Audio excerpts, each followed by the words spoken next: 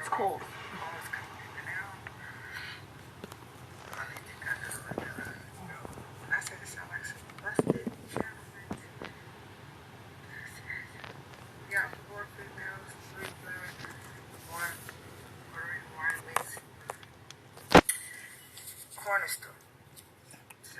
Hey, what's crazy is is I turn my camera on and then the volume on my other phone go down by itself, but I can't turn it up.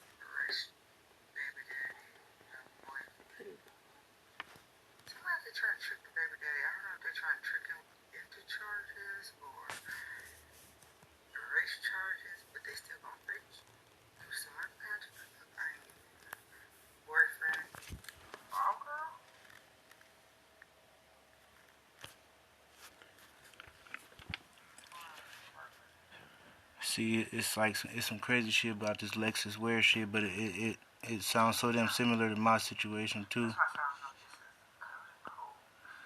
Cause it's some covenant shit going on. Yeah, the crooked officials, the crooked police, these motherfuckers like they doing something, yo. And it's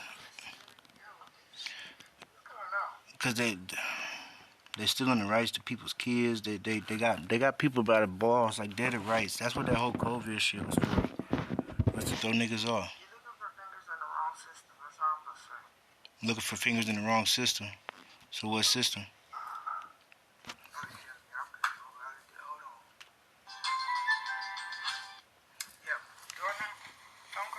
316 likes on the video.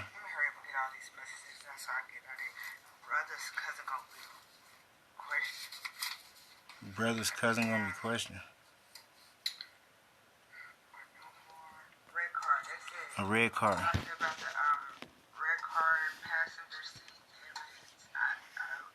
Red car passenger seat evidence. But there be red car that be following me. Like it's a different car on each side of town, but it's a red one nonetheless.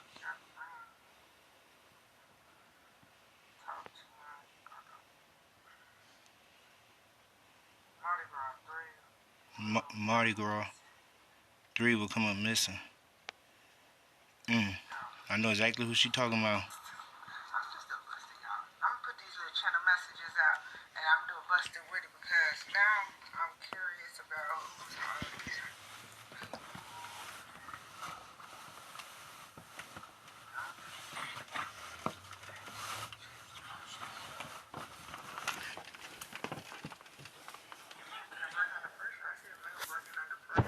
They see a male breaking under pressure.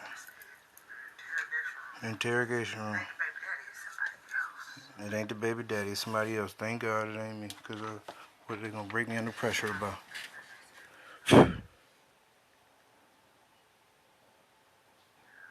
Damn, I can't lay down with you, little nigga.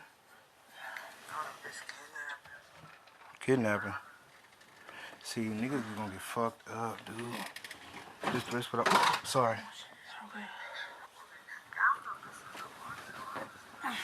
It is organ harvesting, because remember I told you how they was gonna do me at that hospital.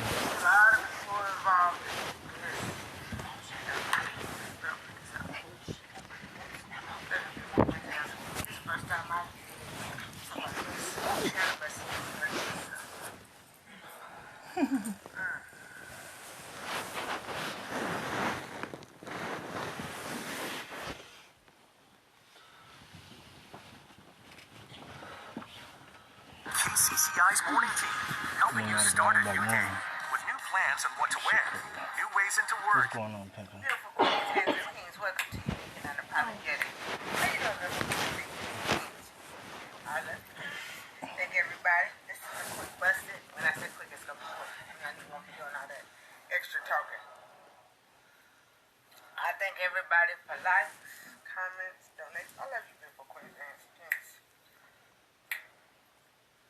And we're gonna talk more, but tonight's not the night. Yeah, I'm tired. From when I got off busted with y'all from almost 10 hours.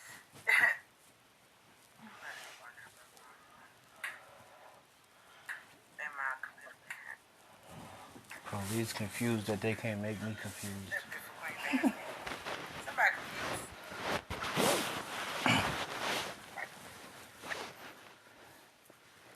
This is generate. People belongs to you, but don't. Don't try to put your foot in your shoe. Don't get. Somebody needs to do this because I wouldn't even pay attention to tomorrow, but hey. I'm sorry, I stink.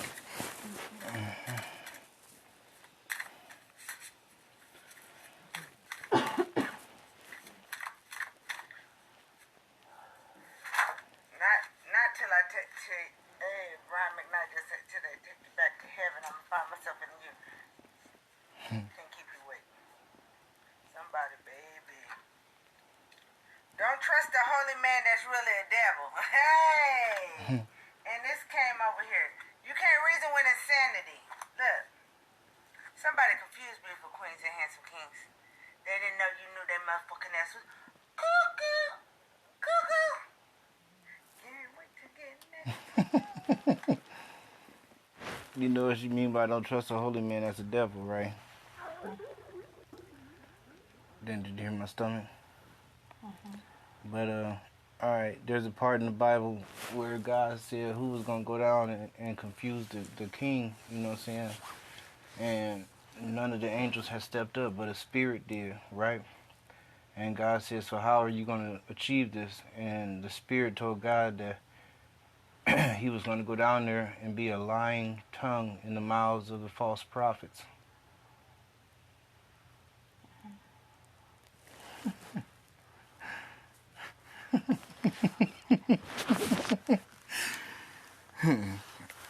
That shit crazy, right? Let me see here.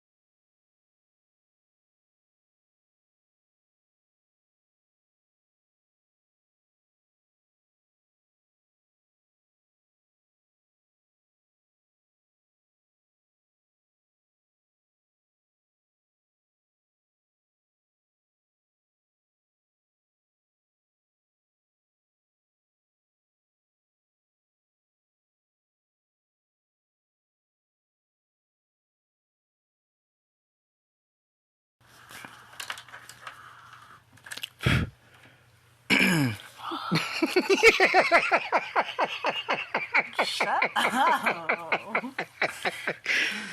Because, like, listen, like, people don't think I'm the real deal. But even the Bible confirms me. Even the Bible confirms me. Here, this, I want to hit play, see if you can read it. October 19. 1 Kings 22. 1 Thessalonians 5, Daniel 4, Psalms 108 and 109. The last chapter of 1 Kings, chapter 22, many believers find troubling. For here God himself is presented as sending out a lying spirit, verse 22, who will deceive King Ahab and lead him to his destruction. Does God approve of liars? The setting is instructive.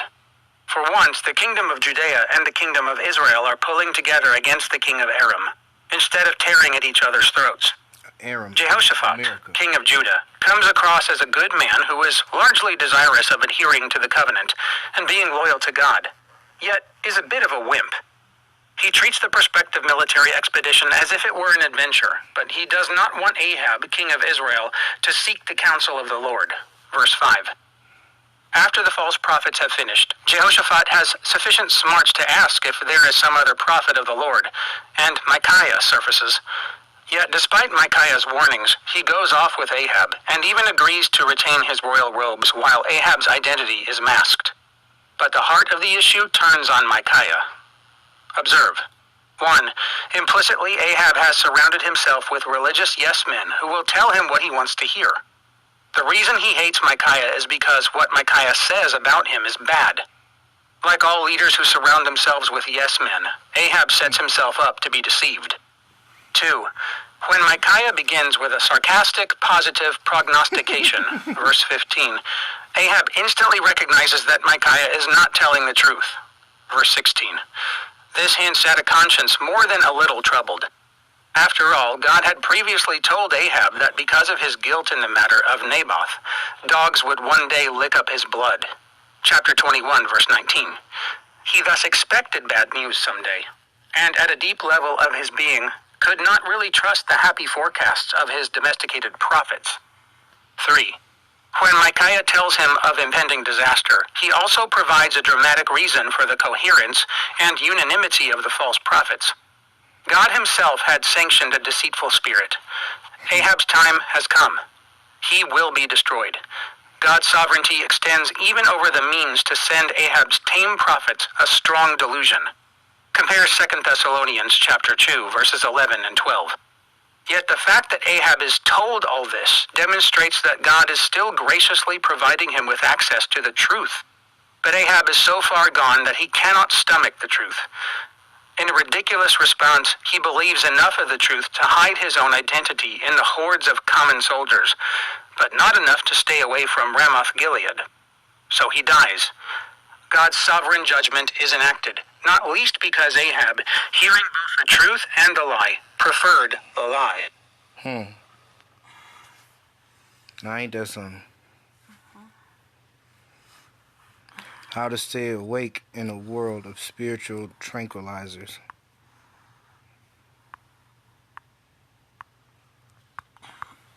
Damn, niggas don't want to play this shit?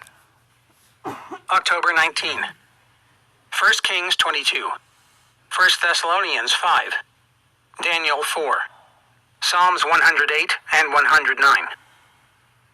One of the reasons why the narratives of Daniel chapter 4 and chapter 5 are put side by side, even though they clearly come from two quite different periods of Daniel's life, is that each serves as the foil of the other. Both are accounts of rich, powerful, arrogant men. The first, mercifully, is humbled and therefore spared and transformed. The second is simply destroyed. Many critics doubt that the account of Daniel chapter 4 is anything more than pious fiction to encourage the Jews. They note that there is no record of Nebuchadnezzar's insanity in the surviving Babylonian records, and they doubt that the empire could have held together had the emperor himself gone mad for a period of time. Neither argument is weighty. Official records would not have talked much of Nebuchadnezzar's period of insanity, and in any case, records from the latter part of his life have not so far come to light. Moreover, we do not know exactly how long Nebuchadnezzar was insane. It is uncertain what 7 times, verse 16, means. Certainly the Roman Empire survived under Caligula, whose insanity no one doubts. In our short space, we may reflect on the following. Nebuchadnezzar's dream reflects his megalomania. He has a narcissistic personality, He is corroded by his own greatness, yet is so insecure that his grandiose fantasies must be nurtured by incessant self-admiration. Unlike the egotist, who is so supremely self-confident that he does not care a rip what anyone thinks of him or her, the narcissist is often hypersensitive and emotionally fragile. Right now. Regardless of all psychological speculations, the man's arrogance before God is unrestrained, despite the experience of chapters 2 and 3, and God resolves to humble him. Daniel's approach to Nebuchadnezzar, once he has heard the dream, should be studied by every Christian preacher and counselor. On the one hand, he is deeply distressed to grasp what Nebuchadnezzar is going through, or going to go through. Verse 19. On the other hand, once he is prevailed upon to give the interpretation of the dream, he does so with admirable clarity and forthright truthfulness. He neither maintains professional detachment nor resorts to mealy-mouthed indirection. The psychotic breakdown is probably a form of lycanthropy, which today is subdued by antipsychotic drugs. But once his sanity is restored, verse 36, Nebuchadnezzar articulates the lesson he has learned. God is sovereign. He raises and abases whom he wills. None can withstand him. And every virtue or strength we possess, we derive from him. To think otherwise is to invite rebuke. For those who walk in pride, he is able to humble. Verse 37. Listen, that nigga summed it up smooth. That's flipping crazy. So that's exactly what I'm going through, yo.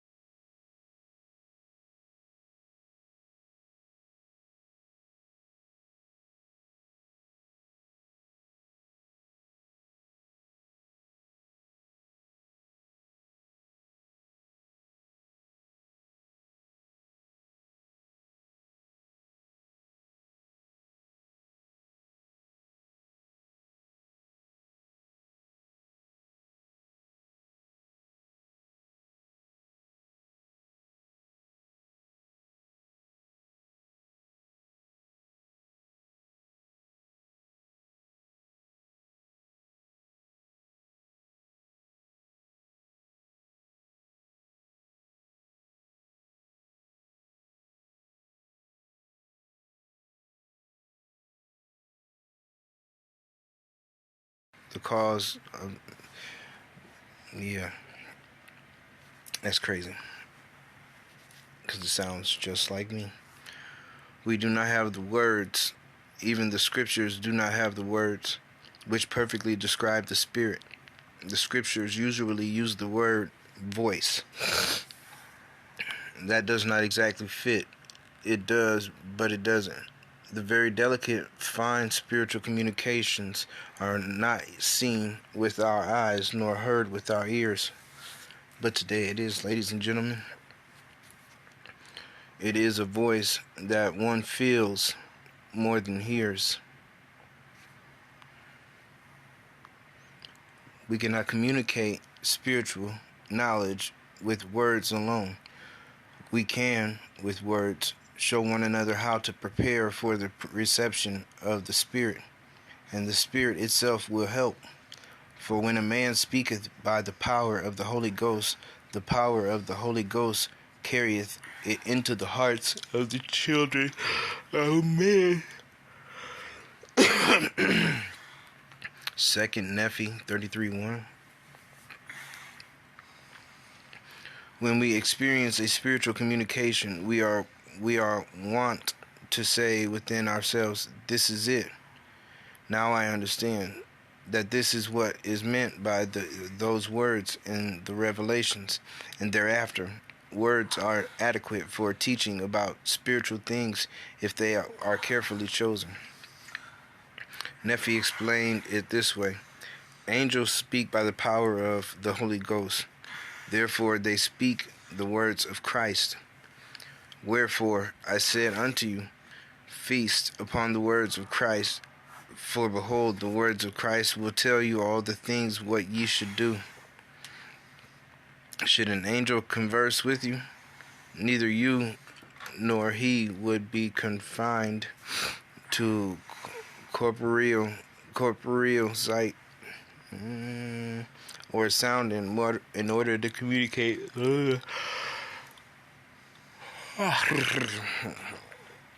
For there is that spiritual process described by the prophet Joseph Smith, by which pure intelligence can flow into our minds and by which we can know what we need to know without either the effort of study or the passage of time.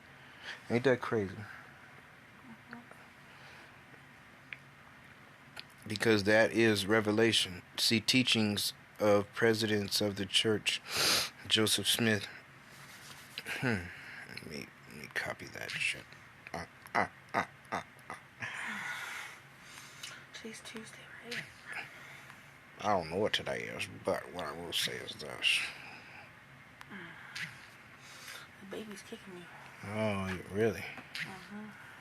Well, guess what? You sounds like you're gonna get your ass kicked. I can't even curl up next to you because it's been fucking laying right between us. We talk about confining on little computer chips vast amounts of information through the process of revelation and through this language of the Spirit. You know what the language of the Spirit is? It's that Enoki and shit that I was telling you about. That's what? That Enoki in writing. Like, I hope people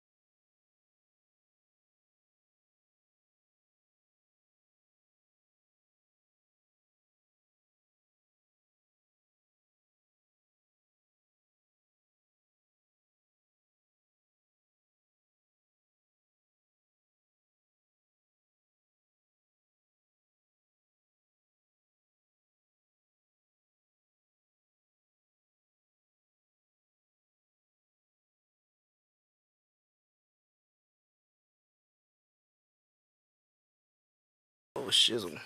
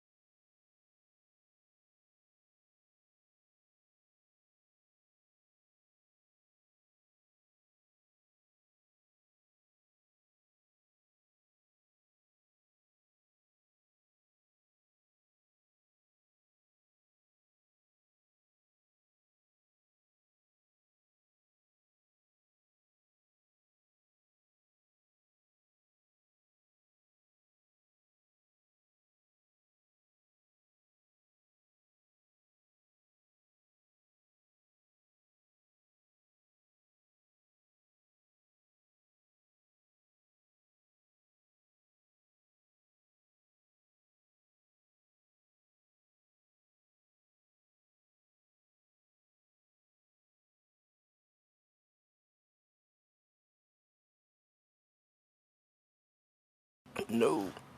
What? No, I don't know what